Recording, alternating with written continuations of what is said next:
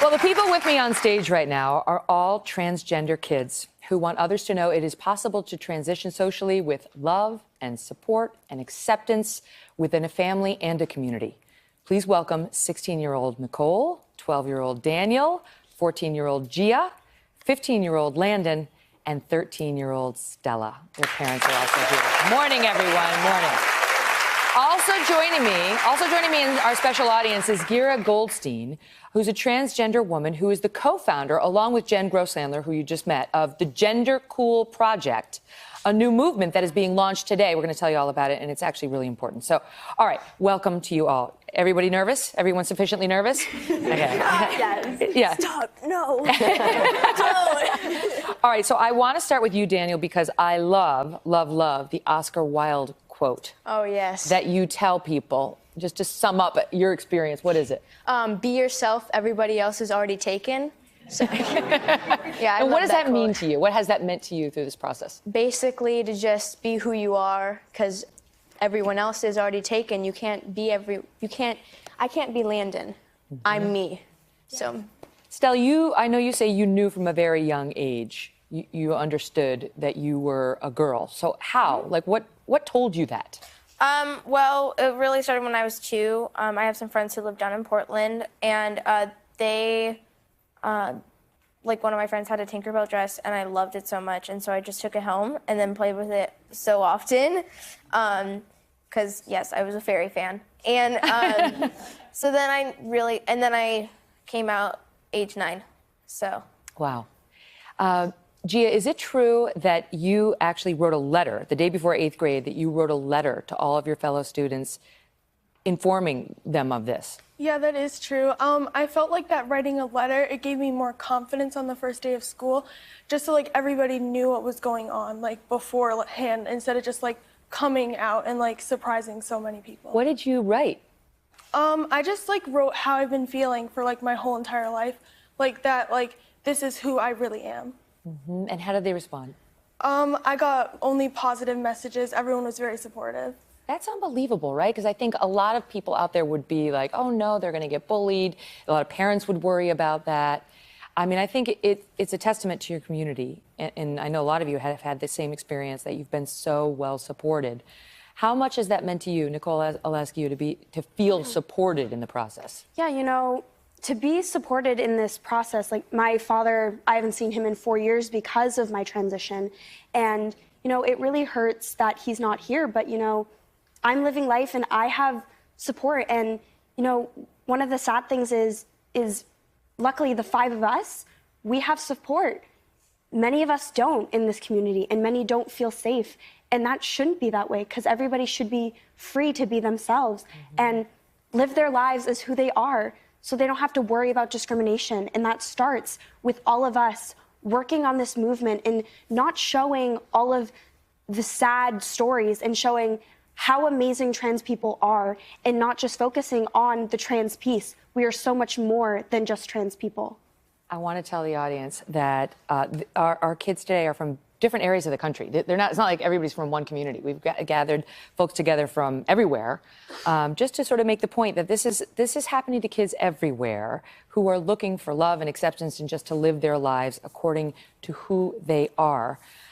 Landon, I know that you're an activist. You say, I'm an activist. I wear it loud, wear it proud. How do you feel when you see some of the rollbacks of transgender equality rights that we've been seeing? I think we can all have similar feelings on this. It's just devastating. But it's a push to fight harder and be louder. And I think something that is essential for everyone to know in this audience and to the viewers at home is that I was told early on in my experience, we're all diamonds. We each have different sides and different faces and different angles, and each of those different parts make up the whole beautiful gem.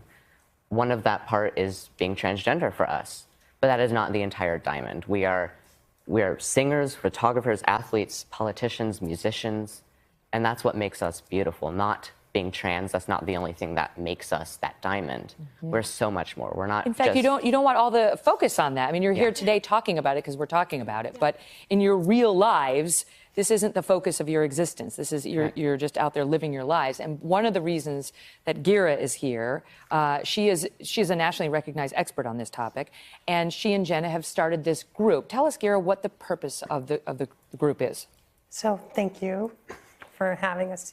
Really, the purpose is what we're doing here today.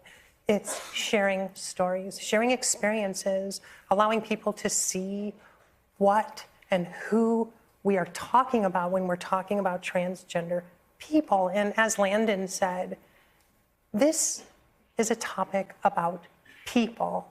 So Jen and I, with GenderCool, have built this platform and basically to step out of the way, right, and let the transgender youth all over the place come out and talk about who they are and not what they are. So much of the coverage is doom and gloom and scare and so on, and that the story is so much bigger and better than that.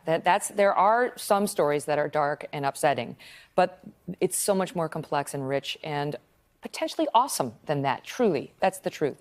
Wait, I have to speak to Lucina. Yeah, sure. Because I loved what you said, that you felt relief for Gia. Relief. Explain that. Well, it wasn't only relief for Gia, it was relief for our entire family. I don't think we realized what we were carrying until we were free. And I always say that the truth will set you free.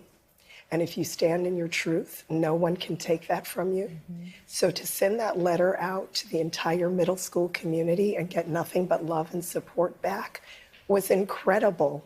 And then you just felt the weight melt off our shoulders and know that we had been carrying this as much as Gia had. Aaron, where's Aaron? There you are, sorry, okay. You're Landon's dad. Yes. You admit, at first you were like, oh no, this could hurt socially, you know, and there could be blowback, there could be bullying. You had never met a transgender person before. Talk about your process in getting to the place you are now. I think most of us as parents, the last thing we want for our kids is for their life to be hard. We want them to have all the opportunity that we had and more. So when Landon came out as trans, I was so ignorant on the topic that all I could imagine is a life of struggle for Landon. And you know there are a lot of people at home right now thinking that right now. So what is your message to them? My message to them is these 5 kids are a perfect example of the beauty that happens when a child is loved and fully embraced for who they are. Well said. Well said.